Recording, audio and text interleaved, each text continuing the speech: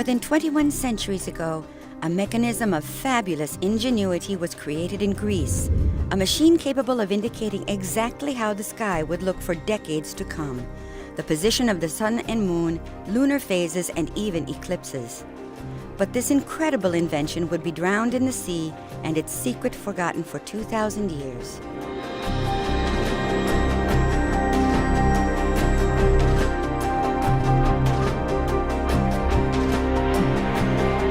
The Roman ships traveling from Asia Minor to Italy passed between the Peloponnesus and Crete. The small island of Antikythera sits right in the middle of this maritime corridor. Its craggy, rugged coast presented a real threat to passing ships, which could be dashed against the unforgiving rocks in a storm. This is precisely what happened around 70 BCE to the ship filled with treasures we now call the Antikythera wreck.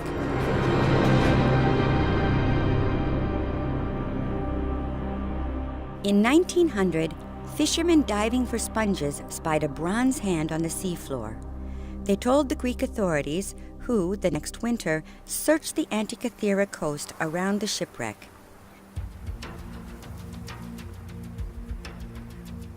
Half concealed in the seabed, they found more than 200 amphorae, some of them intact. Nearby were the usual objects of a ship's crew, such as oil lamps. There were also finely worked vases. The more they searched, the more exceptional objects came to light. In fact, this Roman boat, perhaps on its way from Rhodes or the coast of Asia Minor in what is today Turkey, had been carrying some of the most prized works of art of its day.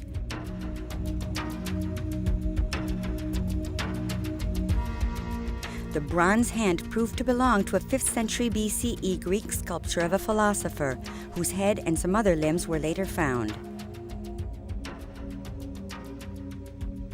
Another major discovery was a bronze of Phoebe, a Hellenistic masterpiece sculpted around 340 BCE.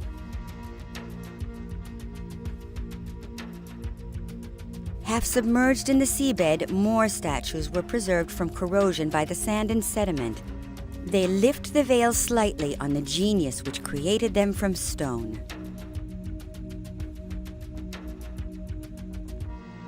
Amongst these sublime objects, the divers found an intriguing bronze item, about 20 centimeters high, which began to disintegrate as soon as it was removed from the water. From the first, scientists realized that this was a mechanism for astronomical data. Scrupulously preserved at the National Archaeological Museum of Athens with the other objects from the wreck, the mechanism aroused the curiosity of many researchers. It was only in the 21st century that modern tools for scanning could penetrate the corrosion to reveal in 3 dimensions the interior of the machine. This showed a set of interlocking gears of astounding ingenuity. High-resolution photographs using different exposures brought to light inscriptions on the sides of the machine which appeared to be part of an instruction manual. Scientists compared the numbers inscribed in the text to the number of teeth in the gears and their arrangement, and applied these to the known astronomical cycles of antiquity. Thus, a reliable reconstitution has been made. All the clues point to the same date, including the metallurgical analysis and especially the text analysis. The form of the letters is typical of the period, and the vocabulary used is found on all the other texts of the same period. Given the extensive information we have, a reliable reconstitution can be made. Housed in a rectangular frame, the machine shows data on both sides. In front is the larger dial, showing the 365 days of the year according to the Egyptian solar calendar. Inside, a second circle shows the 12 signs of the zodiac. By turning a handle, one could position the 2 hands to indicate, for each day of the year, the exact position of the sun and moon, and a small sphere indicating the phase of the moon. In order to guarantee its exactitude, whatever the day or year chosen, a dial on the back of the mechanism shows the metonic cycle, which reflects lunar and solar cycles over a period of 19 years, corresponding to 235 lunar months. Above this, another spiral dial indicates eclipses of the sun and moon. The handle was used to advance the pointer to determine when the next eclipse would occur in the Saros cycle. As these operations were connected by the interlocking gears, the actual date of the eclipse showed on the other dial. How did the Greeks manage to devise a mechanism to reflect such complex and irregular data as the lunar cycles? The question also intrigues today's specialists in fine watchmaking.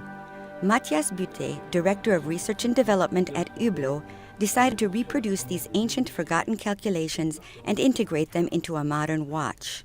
Je voulais pas être comme un pilleur de tombes qui vient voler une idée. I didn't want to be like a tomb robber who comes to steal an idea which has existed for a long time, but rather like someone who approaches our forefathers with deep respect, whose goal is to recreate the antique object in a contemporary form. The original is about 20 centimeters high, and we have been able to create a 30mm movement which can easily be worn on a wrist. This Antikythera mechanism includes ingenious features which are not found in modern watchmaking.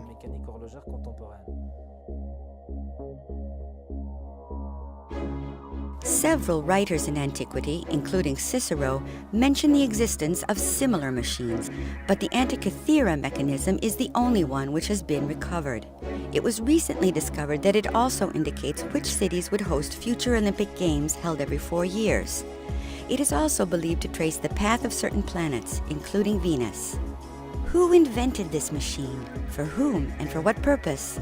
We still have no answers to these questions, but research continues, constantly uncovering further mechanical and mathematical subtleties, adjusting our perception of the ancient world and its technology.